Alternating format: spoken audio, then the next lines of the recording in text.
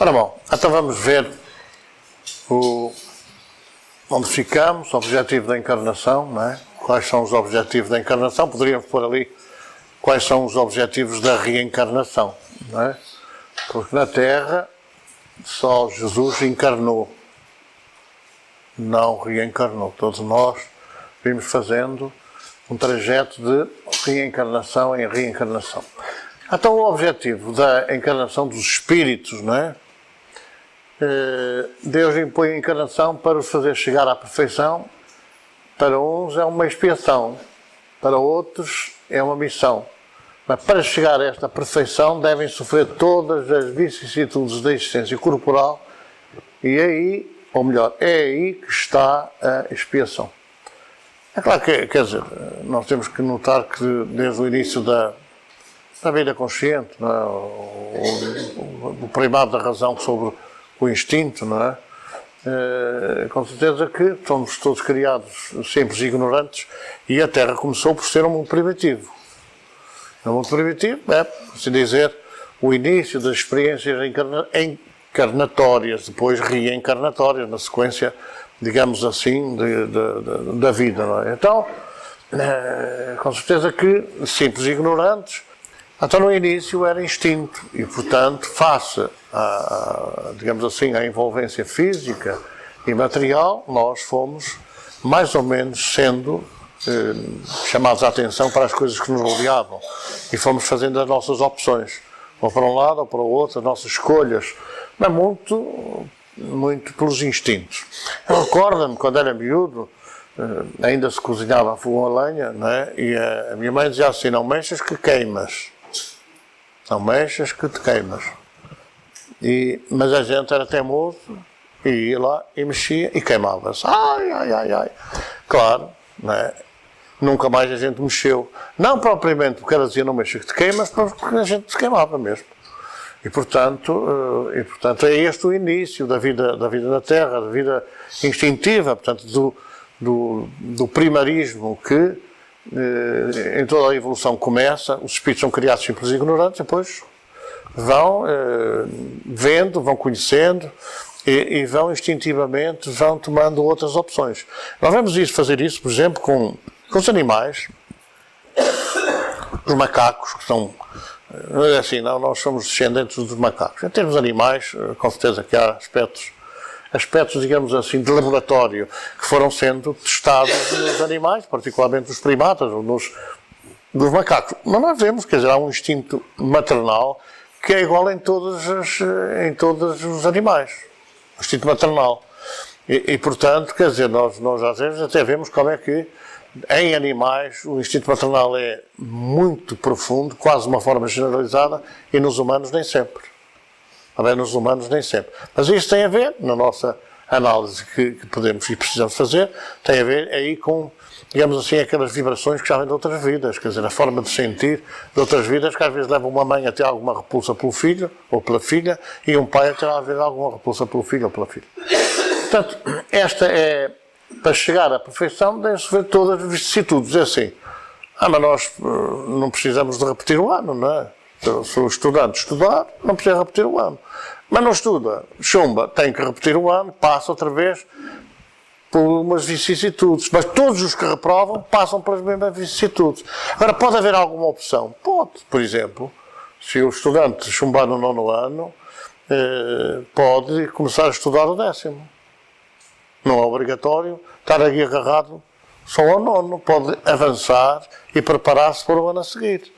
Portanto, há sempre essa opção que nós, fazemos essa opção. Claro que não, é preferível andar ali a pastar um ano inteiro para fazer uma cadeira ou outra, do que ter que trabalhar já para o ano seguinte. A encarnação tem daí uma outra finalidade, é de pôr o espírito em condições de suportar a parte que lhe toca na obra da criação. É para executar que em cada mundo ele toma um aparelho de harmonia com a matéria essencial desse mundo, para executar, deste ponto de vista, as ordens de Deus, de tal forma que tudo concorre para a ordem geral. Não, tudo concorrendo para a ordem geral, ele próprio avança. É claro que a gente pode fazer a opção, fazer ou não fazer. A gente vê aí, por exemplo, pessoas que trabalham o mínimo dos mínimos, não é? O mínimo dos mínimos. Dizer assim, o patrão não me paga, eu só recebo para estar. Se quiserem que eu trabalhe, tenho que pagar mais. Mas a lei do trabalho é uma lei da natureza, é uma lei de Deus. O patrão paga mal e vai ser responsável por isso. O trabalhador trabalha mal, vai ser responsável por trabalhar mal, ou por trabalhar pouco, ou por não trabalhar. Porque nós temos que contribuir ou colaborar para o progresso das sociedades. Desde logo da família, mas depois das sociedades onde a gente se insere. Mas os malandros, os patrões, os donos, os sujeitos não agem em consonância com as leis de Deus. Mas o problema vai ser deles. E por isso é que nós vemos muita gente miserável, com o orgulho estampado no rosto, não é? E às vezes com inveja e com rancor, porque não estão na posição em que normalmente se habituaram a estar. Vêm debaixo do guante, digamos assim, da pobreza ou da miséria, porque também não ajudaram a eliminar a pobreza ou a miséria quando podiam ter feito ou podiam ter colaborado. Os espíritos que desde o princípio seguiram o caminho do bem têm necessidade de encarnar. Isto é quase a mesma coisa que dizer assim, então, mas as pessoas que fizeram o 9º ano têm necessidade de continuar a estudar? É a mesma coisa, não é? Têm necessidade? Não, mas se calhar, analisando bem as coisas, devem continuar a estudar. Mas eles que seguiram o caminho do bem têm necessidade de encarnar, porque a evolução é até ao infinito, não é? Até à condição de deuses, não é? E, portanto, há aqui algumas traduções que a gente devia ter algum cuidado. Diz assim, Jesus disse, todos sois deuses. Jesus não disse isso. Jesus não disse que todos sois deuses. O que Jesus disse foi que todos podeis ser deuses. E há algumas traduções, algumas posições que determinados escritores ou pessoas que escrevem tomam que não correspondem bem à verdade. Ele disse, podeis ser deuses. Não é todos sois, porque não somos, nem pouco mais ou menos. Mas podemos vir a ser. Podemos evoluir. Então é claro que se a pessoa seguiu o caminho do bem, para um determinado nível. Seguiu o caminho do estudo, estudou para o 9º ano, mas tem que estudar para o 10º, tem que estudar para o 11º e por aí fora, até chegar ao limite. Não é? Até chegar ao limite daquilo que é possível no estudo. Na evolução, nós podemos ser o caminho do bem, mas temos que continuar a subir os degraus até à perfeição, que não é o caminho do bem. Até à perfeição. Todos são criados simples e ignorantes. Eles se instruem nas lutas e tribulações da vida corporal. Deus, que é justo, não podia fazer uns felizes, sem fadiga e sem trabalho, e por conseguinte, sem mérito. Não é? É claro que vamos dizer assim, mas na vida material isto é seguido. Claro que não é. É claro que não é. Claro que na visão espírita da vida, a gente sabe que as pessoas às vezes dedicam-se e não têm a compensação na Terra que deviam ter. Porquê? Nós sabemos que é por méritos anteriores, ou de méritos, não é? Ou méritos ou de méritos. Portanto, tudo aquilo que a gente faz deve pensar sempre no futuro. Tudo aquilo que a gente passa deve analisar sempre o passado. A pessoa assim, mas o que é que eu fui? Pode-me dizer o que é que eu fui? Não é preciso a gente dizer o que é que foi. Porque cada um pode chegar a essa conclusão. Não é? Por exemplo, a pessoa não consegue ter um lar, não consegue ser filho. Porquê é que será? A pessoa não pode ter filhos, não consegue ter filhos. Porquê é que será? Nós temos base de raciocínio para chegar a essa conclusão. Hoje há pessoas que dizem assim, que é naquela subserviência, não é? Há uns que obedecem tudo. O marido fala e aquilo é, às vezes, o contrário, também já é o contrário. A mulher fala e o marido, pronto. Mas, normalmente, é o marido fala e a mulher cala-se, tem que se calar, ponto final. Coitada da mulher. Pois, mas a gente sabe que, espiritualmente, quem faz da vida escravidão aos outros tem que passar pela escravidão. E, portanto, tem que passar pela escravidão, tem que viver o que a mulher passou. E para viver o que a mulher passou, só mesmo como mulher. Não é? Porque essa vida como homem, o homem da Vila Diogo, toda a sociedade o defende. Nós ainda tivemos, no ano passado, um caso gravíssimo nos Estados Unidos da América. Um tenente-coronel teve um devaneio com uma tenente da Força Aérea Americana. A tenente foi condenada por adultério. E o tenente-coronel passou em claro, não foi condenado. E ela foi condenada, teve que abandonar lá a Força Aérea E o outro, tenente coronel que era superior, ela até podia dizer assim, não, ele deu-me uma ordem, que se eu não cumprisse, que ele dava-me uma porrada. Desculpem o termo, mas é assim. Mas não, porque era mulher, pronto, ponto final. Ainda há disto hoje.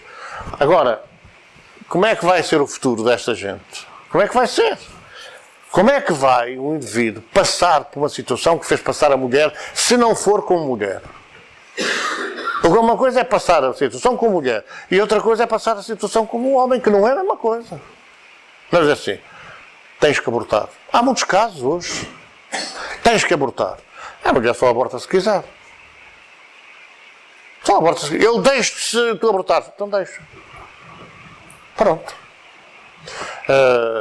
Mas ela desgraçada fez o aborto. Mas quem a obrigou a fazer o aborto também vai passar por isso.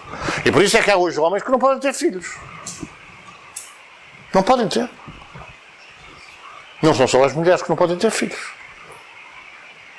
Também os homens podem não poder ter. Exatamente por isso, por forçarem os outros a fazer uma coisa que eles não querem. Então a gente paga também por aquilo que obriga os outros a fazer. E ninguém pode adiar-se disso. Portanto, toda a análise que nós fazemos da vida tem que ser dentro destes pressupostos. Estes espíritos são esquisitos, arranjam sempre desculpa para tudo. Não, a gente não arranja desculpa para tudo.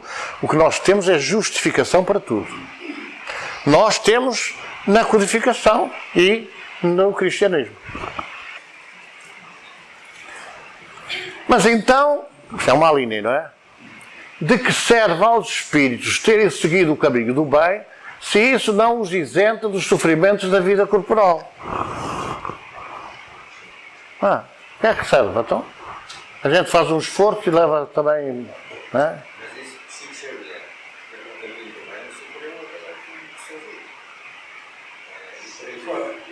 Mas não é por aí fora, é por aí dentro que vamos ver Jesus e o que é que se passou.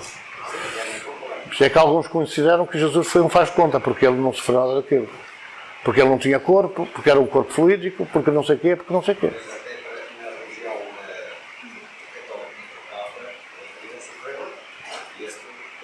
A nós, por exemplo, aqui espíritos, indivíduos com muitos anos de espiritismo, acham que Jesus não foi carpinteiro. Acham que Jesus não é essa coisa que se diz. Não. Porquê? Porque Jesus ainda continua a ser naquele subconsciente de Deus. E Deus não se pode agora rebaixar a vir ser carpinteiro. Estás a ver se é uma análise que a gente... É aquela coisa, trabalhar no duro não é de evolução espiritual. A evolução espiritual já não trabalha nessas coisas, já tem outro estatuto, outro status, não é? Que hoje é chique dizer. Agora, por isso é que muita gente, por exemplo, havia aqui uma nossa irmã, trabalhadora, que um dia perguntou, o que é preciso fazer? Estou disponível para ajudar. Olha, se não se importa, as casas de banho estão a precisar lá de um jeito. Isso não está de acordo com o meu estatuto. Pronto. Ora, quer dizer, às vezes essa coisa do estatuto, então, limpar o lixo, a coisa, não é comigo. Eu já estou mais acima. Quando, pelos vistos, aquilo que passava com Jesus é que trabalhava para comer. Como os apóstolos, não é? E, portanto, não trabalhava porque é Deus. Isto é uma conversa de 3 séculos depois. Porque naquela época trabalhavam.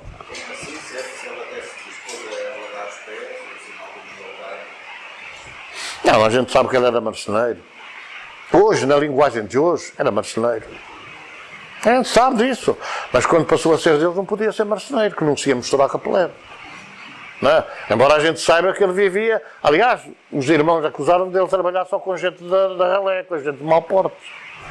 Não é? Portanto, não é nada disso. Quer dizer, agora não posso, porque agora sou Deus, agora não posso rebaixar-me. Então para que é que veio à Terra? Também não precisava. Não é? Dava uma saraivada nesta malta toda, nas orelhas, e ou aceitas ou tramas-te, que é para não dizer outro palavrão. Chegam mais depressa ao fim. Naturalmente é o estudante que não chumba. Faz o primeiro, faz o segundo, dizem, a gente não pode entrar nesse campo porque não há ninguém que consiga penetrar o pensamento de Jesus, mas dizem que de facto Jesus evoluiu em linha direta. Ninguém sabe, não foi na Terra.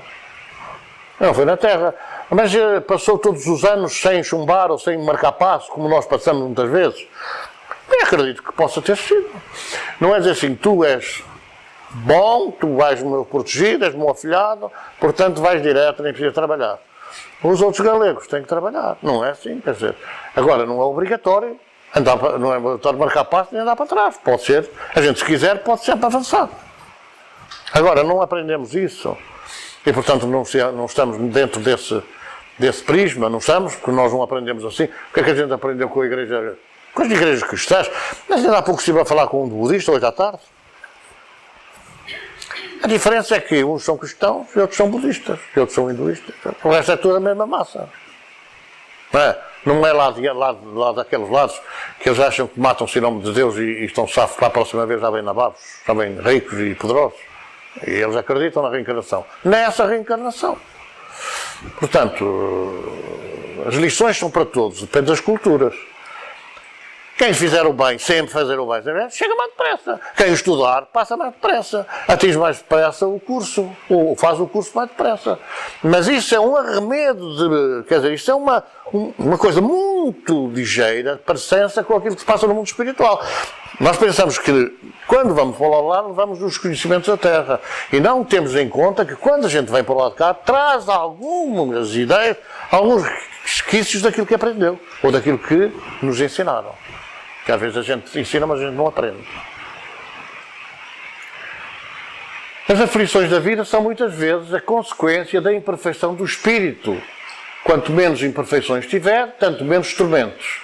Aquele que não é invejoso, nem ciumento, nem avarento, nem ambicioso, não sofrerá as torturas que nascem destes defeitos. Quer dizer, é um desgraçado, só me calunia, só dizem mal de mim, só não sei o quê, só tem inveja. Por que é que tem inveja? Então a gente nunca teve inveja de ninguém, vai agora ser... Nunca caluniamos ninguém, vai agora ser caluniado. Mas isso é a ideia da Igreja Católica, ou das igrejas cristãs, como não há reencarnação, a gente nunca fez mal a ninguém, nunca fez sofrer ninguém, nunca caluniou ninguém. Agora, e para trás? E agora até já é um dado científico, não é? Já consegue aí fazer a regressão de memória a vidas passadas.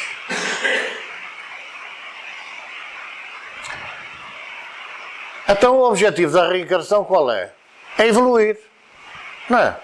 O objetivo da reencarnação é evoluir. O objetivo da reencarnação é a manifestação da justiça de Deus, que não faz com que a gente pague sem pau nem pedra e vá para o inferno sem remissão, mas sempre dá oportunidades para nós progredirmos.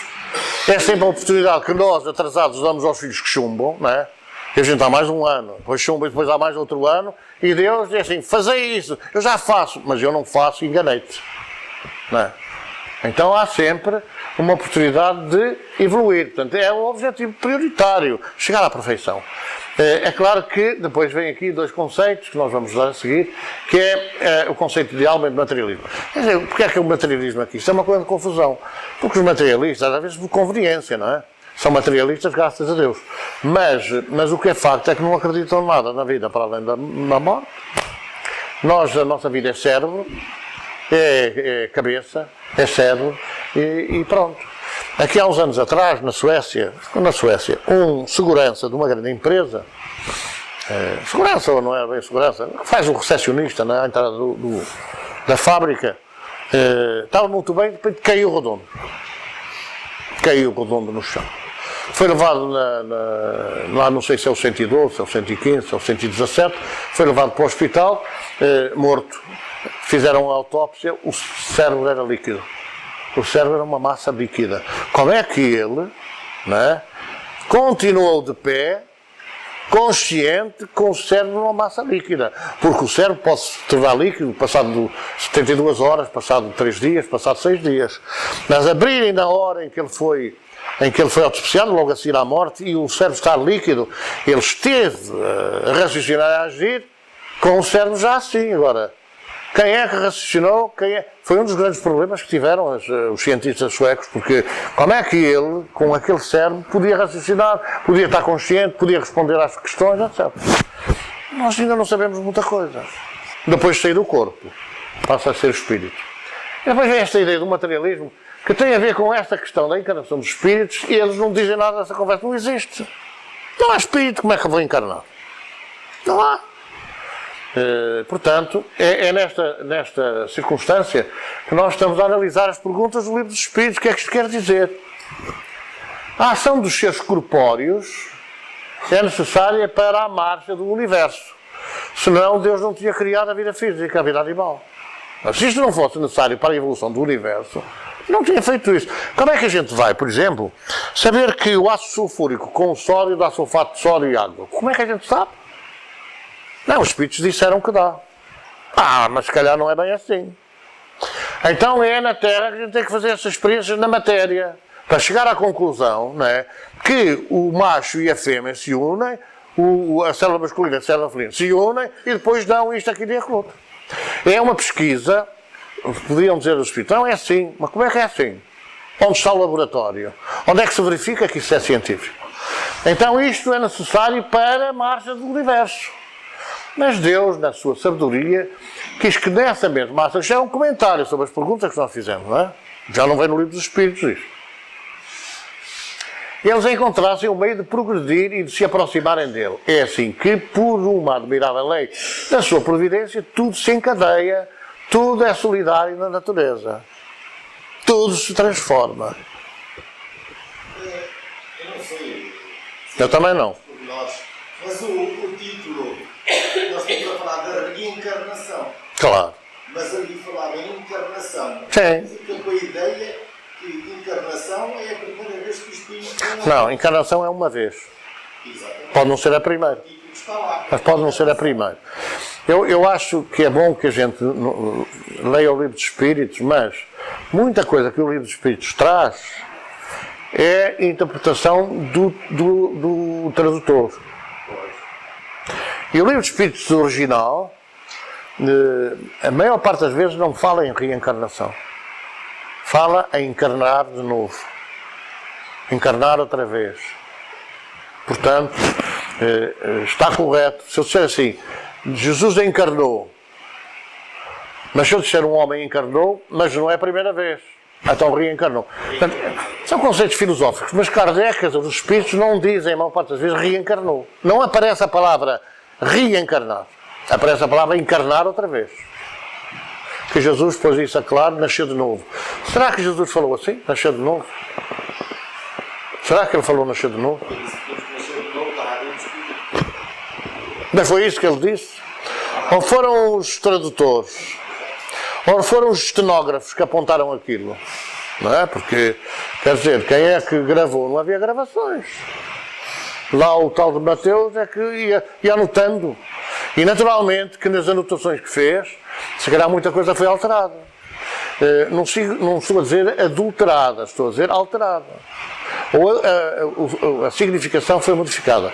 Eu já tenho dito isto, por exemplo, a tradução ao brasileiro do Livro dos Espíritos, que não é o primeiro, a primeira edição não foi traduzida. O que foi traduzida foi a segunda edição, que já era completa. A primeira edição só tinha 500 perguntas, 501 perguntas. Mas o tradutor, não é? O tal de Guilhom Ribeiro, quando faz a tradução, ele vai aplicar uma linguagem dele. E então o que é que ele faz?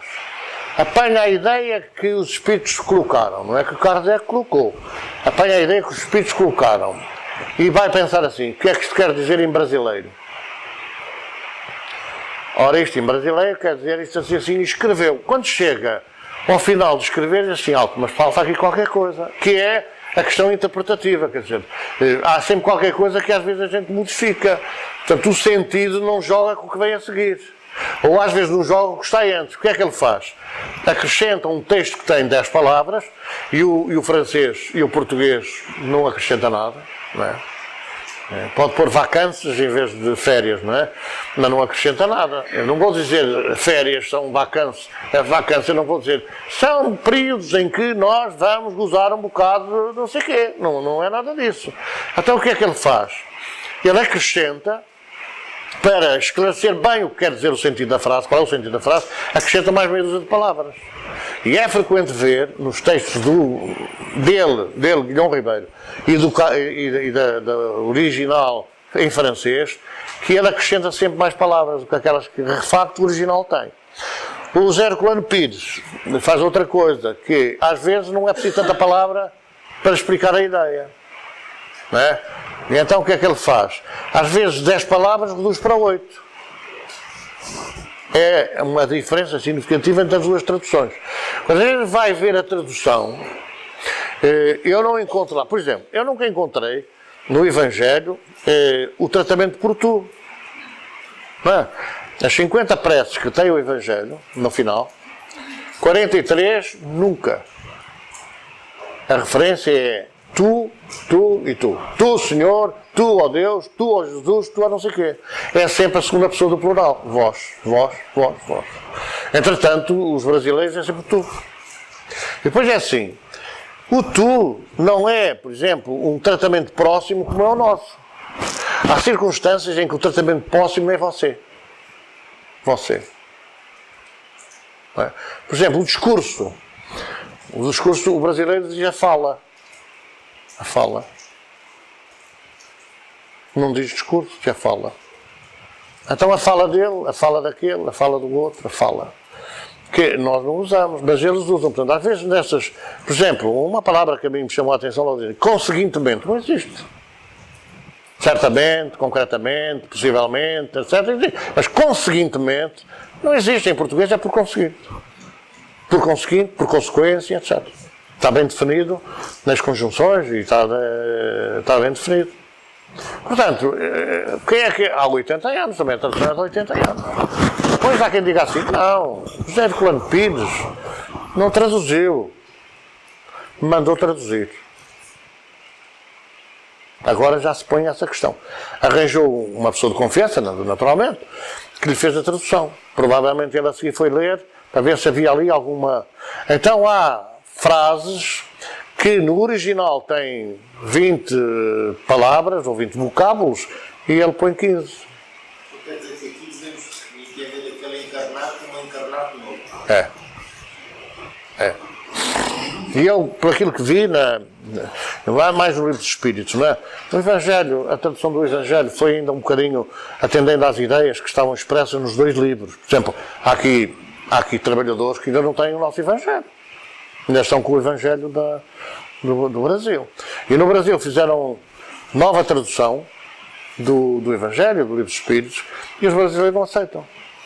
Preferem a edição antiga. A nova já não aceitam. E portanto, quer dizer, ainda é essa beber aquelas ideias, ficaram as ideias e aquelas ideias, e não fazem dali, não estão dali. Agora, nós temos que ter a noção de que muitas vezes, na tradução, há aspectos que não correspondem ao original. Assim, por exemplo, os espíritos usam frequentemente e muito insistentemente o ponto e vírgula e os dois pontos. A diferença do uso do ponto e vírgula é uma vírgula mais prolongada. Não, é assim. Vamos supor. A ação dos seus corpóreos é necessária para a marcha do universo. Mas Deus, na sua sabedoria, quis que... muita gente lê assim. Muita gente lê assim. A diferença entre o ponto e vírgula, a ação dos seus corpóreos é necessária para a marcha do universo. Corresponde a uma vírgula pausada. Se for dois pontos, corresponde a um ponto final que não é tão ponto final. Por isso é que quando é dois pontos, começa com letra maiúscula. Quando é ponto e vírgula, se começa com letra minúscula. Mas isto não é seguido porque as pessoas fazem a tradução, ou que leem. Eu vejo muita gente hoje a ler com estas paragens onde não deve parar. Há uma paragem continuada na vírgula, há uma paragem mais ou menos descontinuada no ponto e vírgula, e há uma paragem final, no ponto final. Por isso é que chama ponto final. E também depois a mudança de parágrafos, etc. Há toda uma sintonia que, por exemplo, eu estou a ler um texto para um cego, se eu der a entoação real, ele entende. Se eu der uma entoação diferente, ele se calhar não entende. Por isso é que os estudantes não fixam as coisas. Porquê? Porque não sabem ler, logo não podem interpretar. Não podem. Mas porquê é que os estudantes não sabem ler? Porque os professores também não sabem. Não, mas também foram estudantes, na altura deles também não se lia. Então Kardec, ou melhor, nos livros, vem muito insistentemente o ponto e vírgula, os dois pontos. Ponto e vírgula e dois pontos. A tradução, por exemplo, no brasileiro, não é? É muito rara para ser ponto e vírgula e dois pontos. Muito raro. É substituído todos por ou ponto final, muda de parágrafo, não é? Ou ponto final e continuado. Porque ele usa sempre aquela coisa. Olha, um ponto e vírgula não é ponto final. Continua a ideia da frase. Um período gramatical à frase é um conjunto de orações que formam um sentido completo. Se eu transformar um ponto e vírgula num ponto final, até ali faz sentido completo. Mas aqui não faz. porque continua a ação. Mas Deus, na sua sabedoria, é assim, mas Deus continua. Ora, ele usa sempre, Kardec usa quase sempre ponto e vírgula e 2 pontos. E é preciso ver que Kardec era um expert na matéria. Ele era, em termos linguísticos, em termos até de tradução de línguas, ele conhecia bem. E ele sempre utiliza no original ponto e vírgula e 2 pontos. Sempre, quase sempre. Claro, quando tem que mudar o sentido da frase, usa o ponto final. Ora, nestas traduções, às vezes, é que eu digo, não dava, como não dava, encadeada a frase, não é? O que é que acontecia? Ele depois chegava ali, espera lá, ele quer dizer isto e acrescentava mais umas palavras. É claro que agora há muitas traduções, não é? Agora há muitas traduções, mas, por exemplo, há muito poucas pessoas que saibam alguma coisa de linguística. Não é? E agora já se perdeu tudo isso. O que é que interessa ao rosa, rosário, não sei o que, daquela do latim? Mas não interessa nada. Porque é evidente que o ação, reação, percepção, acabou com os P's, acabou com os C's, acabou com isso tudo. E nem se dá conta que, por exemplo, o C, a ação, abre a letra que está antes, a vogal. Se não é ação. Por exemplo, Sátão. Não é Sátão, é Satão. Não é Sátão, é Satão. Por isso é que Sátão tem um acento agudo no A, Sá, e depois o ão, que é o ditongo. Satão, não é Sátão, é Satão. É o nome da terra. Quando eu digo a ação, é a ação aberta. Para o A ser aberto, tem que ter um C antes do C de cedilha. Senão é ação. Agora é igual, quer dizer, tanto faz. Não é? Fato, eles não têm fato. Os brasileiros não têm fato. Têm terno. Que é um absurdo, porque já me lembrei de dizer que estão. Porquê? Porque é que é um terno? Porque é calças, casaco e colete. Por isso é que é terno. Agora, eles não têm fato, já não existe. Também é verdade que a gente já ninguém anda de fato. Não é? Agora, quer dizer, nós não podemos, para a interpretação correta da língua, a gente tem que buscar o que é correto. Não é? O que é correto. Claro que os franceses usam aquilo de uma outra forma, não é? Mas em termos de sintaxe, em termos de linguística, o francês, o espanhol, o italiano, o romeno é assim uma coisa arravesada porque é a linguagem dos ciganos, não é? Porque os romenos foram daqui migrados para lá, falam também a língua que é latina, mas aquilo é tudo arravesado, é tudo popular, quer dizer, a linguagem não é, em termos de construção de palavras e construção de frases, não é como a nossa, quer dizer, que é uma construção que é baseada cientificamente em determinados estudos, não é assim de qualquer maneira. Que nessa mesma ação eles encontrassem um meio de progredir e de se aproximarem dele. É assim que, por uma admirável lei da providência, tudo se encadeia, tudo é solidário na natureza. Agora, um dos grandes problemas do nosso ensino qual é? Bem, algum professor, vou invadir a vossa área. Qual é um dos problemas? Agora talvez esteja um pouco esbatido. Por exemplo, a passagem da 4ª classe para o 1º ano, que agora é para o 5º ano, não é? É o 4º ano e o 5º ano. Mas a passagem daquela instrução primária, da 4ª classe, para o 1º ano do ensino preparatório é uma diferença tremenda. As crianças passam de uma que era antigamente são os professores de instrução primária, não é? Instrução básica. Depois passam para outra instrução acima. A diferença, não há uma coisa continuada, quer dizer, os alunos não vão estudando sem altos, sem altos nem baixos. É uma coisa continuada. Quando chega ao 9º ano, para o 10º, ainda é pior, ou melhor, chegava agora do 7º ano, do 6º ano para o 7º. É outra diferença grande. Quando chegam do 9º para o 10º, é outra diferença grande. E quando chegam ao 12º para a universidade, ainda é maior. E por isso é que um bom aluno, um aluno extraordinário no 12º ano, chega à universidade e às vezes cai a pique. Porque há uma diferença muito grande na forma de ensino. Pronto, isto é para dizer que nesta questão não existe isso. Quer dizer, se nós numa reencarnação paramos no plano 427, nós não vamos passar para o 480. Nós vamos passar para o 428. Que às vezes é o 27 atrasado. Porque a gente marca ali passo. Portanto, não há esses altos e baixos, esses saltos evolutivos como às vezes pode parecer. Portanto, tudo se encadeia. Está tudo encadeado em sequência. Tudo é solidário na natureza. E não há cunhas, nem há benefícios. Agora tu vais lá que eu simpatizo tudo com os teus olhos azuis, vais ser melhor que os outros. Não há nada disso. A continuidade é a mesma. Se eu sou mentiroso, continuo a ser mentiroso. Porque às vezes ele precisa levar uma bordoada, sofrer os efeitos de uma mentira para deixar de mentir. Ou da calúnia. A gente tem que levar uma calúnia mais forte que aquela que a gente normalmente alimenta. É assim, falar na vida alheia. A gente às vezes precisa levar uma putarela. Falarem na nossa vida e prejudicarem gravemente. Se não for assim, a gente não para de falar na vida alheia. Não é? Às vezes há pessoas que falam na vida alheia e depois adoecem. É uma maravilha. É uma maravilha. Uma pessoa que faz da vida alheia, uma pessoa que passa a vida a escovilhar, que passa a vida a pensar mal dos outros, e ter raiva e rancor e tal, não há nada melhor que uma doença. Uma lá benigna, não é? Eu às vezes digo isso, vamos pedir uma doença benigna. Aqui há uns tempos dizia para uma senhora, vamos pedir uma doença benigna. Ai meu Deus. Olha, por exemplo, parte as duas pernas. Ai, a pronúncia. Eu estava a pensar assim, poxa, vou ter que andar com o homem com duas pernas partidas. E assim é uma maravilha. Porque não há segunda que aguente um homem com duas pernas partidas. Vai entregar o homem à primeira. Portanto, se queixa que o homem ainda não há vida com esta, com ela, com outros, é uma maravilha. As duas pernas, uma não chega. Tem que ser as duas. Tem a ver para a pessoa. Mas ninguém quer, porque dá uma trabalheira aturar um homem sem pernas partidas, quanto mais agora com as duas partidas. Tem que dar banho, tem que dar de comer, tem não sei o quê. Mas às vezes isso acontece. Acontece uma doença complicada e a gente fica a pensar, mas porquê, meu Deus?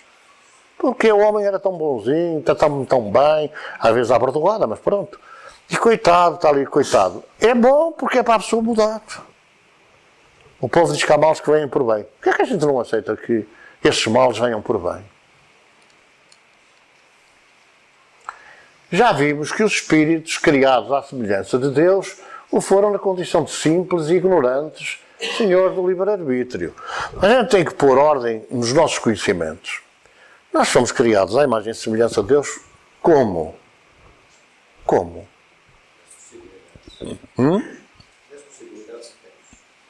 Como espíritos. Fomos criados à imagem e semelhança de Deus como espíritos. Então, eu tenho os olhos azuis. Pois Deus tem os olhos azuis. Não, afinal Deus tem os olhos amendoados. É Jesus que tinha os olhos amendoados. Louro. Pois eu também quero ser louro, porque se não for louro, se não sei o que... Agora já há uma confusão, porque já descobriram uma caveira do século II que dizem que é Jesus, um judeu muito feio, muito horrível, com carapinha e tal. E alguém se lembrou de fazer uma coisa, então Jesus era assim. Não é? Embora haja cartas a dizer que era louro, tinha os cabelos até aos ombros, tinha os olhos amendoados, que há descrições da época. Mas depois lá inventaram, falando que encontraram uma caveira lá na Judeia, é este, ele era nazareno, mas os nazarenos não eram daqueles negros e tal, não eram louros e eram de facto com os olhos claros e tal. Então os espíritos são criados com o seu livre-arbítrio. Não podemos todavia esquecer que é obra da criação infinita e permanente, quer dizer, não é só ali a terrazinha, coitadinha, que está ali no centro do universo. O centro do universo é Deus. Deus é o centro do universo. Se nós interpretarmos como Deus está dentro de nós, cada um de nós é uma pequena centelha do universo. Não é? Portanto, Deus em nós, o julgamento que é Deus que faz. É o nosso lado divino, que é o lado bom, que analisa aquilo que é mau. Aí Deus julga. Mas é nessa perspectiva, não é na perspectiva do tribunal, onde nós vamos ser presentes, com o advogado de defesa, com o advogado de acusação, que os advogados tanto defendem o assassino como o assassinado. É o que chegar primeiro. Normalmente quem chega primeiro é o assassino, não é? E então eles defendem logo o assassino. Mas se tiverem a oportunidade de ser a família do assassinado, é por ali que eles começam. Não é pelo... é quem pagar mais, não é? É tudo materializado. No mundo espiritual não há nada disso. Não podemos só esquecer que é a obra da criação infinita e permanente, abarcando os reinos materiais e imateriais. E dentro daqueles, os materiais, o mineral, o vegetal e o animal. Tudo é um complexo e completo sistema em constante evolução e mutação, segundo leis perfeitas que ninguém pode derrogar, embora algumas das suas premissas sejam ainda desconhecidas desta humanidade um tanto materialista. Falou-se antigamente, aliás, no estudo da evolução animal, vamos encontrar uma desculpa que é, digamos assim, a escolha, digamos assim, a seleção natural. Seleção natural. E então a gente julga que é assim. Ora, este é defeituoso, mata-se. Não é? Deus diz assim, não, aquele não está de acordo com aquilo que eu quis fazer, elimina. Aquele também, não, aquele tem, vai ser aquele modelo. Aquele vai ser um modelo. Isto é conversa de homens, isto é conversa de nossos interesses pessoais. Não é a conversa da lei. A seleção natural surgia como? Surgia de uma forma que agora também há, por exemplo. Quem anda à chuva molha-se, não é? Mas era natural. E alguém se diz assim, não é verdade. Não é verdade. Não, porque a pessoa usar o guarda-chuva já não se molha. Pronto. Não é? For dentro de um carro anda à chuva, mas já não se molha. É tudo uma questão de análise, de interpretação.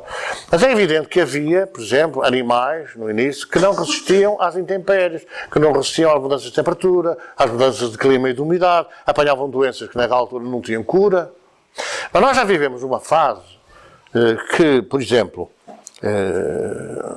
como é que tem sido feita a pesquisa dos medicamentos? Como é que tem sido feita a pesquisa dos medicamentos? Como é que Maomé não morreu de sede? Porque foi atrás do porco, não é? O porco precisa de beber água se não morre, então foi à procura da água, encontrou e Maomé safou-se. O que acontece é que hoje os estudos feitos sobre a reação dos animais, não é? Por exemplo, os cães comem terra. E os gatos, há determinados momentos da vida que eles têm que comer aquilo. Porquê? Porque eles precisam daquela purga para tratar de determinadas debilidades orgânicas. Então os animais, quando têm determinada doença, não é? É um instinto. Pelo cheiro, pelo faro, vão à procura da planta que lhes serve de remédio. E tem sido aí que os investigadores têm encontrado muitos elementos para a fabricação dos medicamentos. Só que depois vem uma coisa, por exemplo, o chá tal faz muito bem. Em que quantidade? Em que densidade? Isso não se sabe. Uns fazem de mais, outros fazem de menos. E tudo tem que ser como sal na comida, nem de mais, nem de menos. Portanto, quando não está chá de tília, porque é calmante, mas quantas folhas eu ponho no chá? Quantas folhas ponho no chá? Porque assim, o chá de oliveira é muito bom para a atenção. Quantas folhas daquelas pequenas eu ponho numa almoçadeira de chá? Quantas? Eu ouvi uma coisa, já um espírito dizer assim, 2 folhinhas de oliveira numa chávena almoçadeira de chá. De oliveira para a atenção. Então, mas porquê? Porque se fizer 4, pode baixar de repente mais daquilo que é necessário. Então é preferível hoje baixar um bocadinho, amanhã já baixar outro bocadinho, depois amanhã baixar outro bocadinho. E o espírito dizia 2 folhinhas de oliveira. Põe lá um ramo de oliveira tudo inteiro. Não é? Porque a gente não sabe a quantidade, não conhece. Como é que fazia na homeopatia? Como é que foram feitas as experiências homeopáticas? Foram feitas porque o grande pesquisador, não é? O que é que ele fez? Tomou um medicamento para a doença. Vamos supor. Tomou umas litradas de café. Naquela altura, o café era perigoso para a saúde. Porque a forma de fazer o café, de torrar o café, dava ao café determinadas concentrações que eram prejudiciais à saúde. E, portanto, da dieta homeopática era proibido o café. Mas o que é que ele fez? Tomou café e ficou louco de coisa, não é? E depois o que é que aconteceu? Tomou o medicamento que ele estava a descobrir que combatia o café. E por isso é que hoje, por exemplo...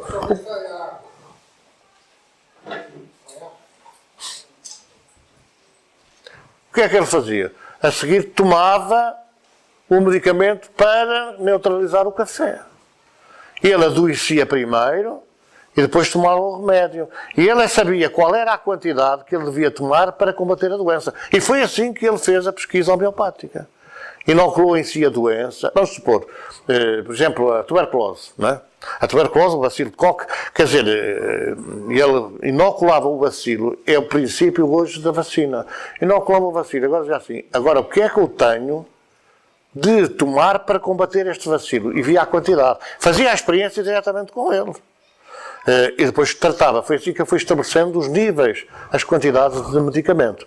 Por exemplo, se o café tira o sono, o café dá o sono. Em determinadas doses homeopáticas, que são doses infinitesimais. Ele fez essa experiência, por isso é que a cafeína, que ele chama em latim cófia, é um medicamento homeopático para tratar a insónia. Porque se o café tira o sono, o café pode voltar a dar o sono. Depende são semelhantes, curam semelhantes. Depende da quantidade do seu nível. que são infinitesimais. Portanto, esta é uma busca que normalmente as pessoas fazem pela experiência. Como é que o gato se safa das lombrigas? Como é que o cão se safa das lombrigas? É natural. Ele vai à procura da terra que vai combater as lombrigas. E vai à procura, focinha, até chegar a essa planta. Portanto, é isto que, de facto, nos leva a pensar na evolução. Tudo se encadeia. Não há nada que não seja encadeado. É claro que pode acontecer o quê? Uma overdose. Não é? Uma dose acima daquilo que é normal e aceitável e dá a morte. Porque tanto dá para curar como dá para matar. Era um contexto tão vasto que ultrapassa as limitadas fronteiras do planeta Terra que os espíritos surgem como participantes na obra da criação.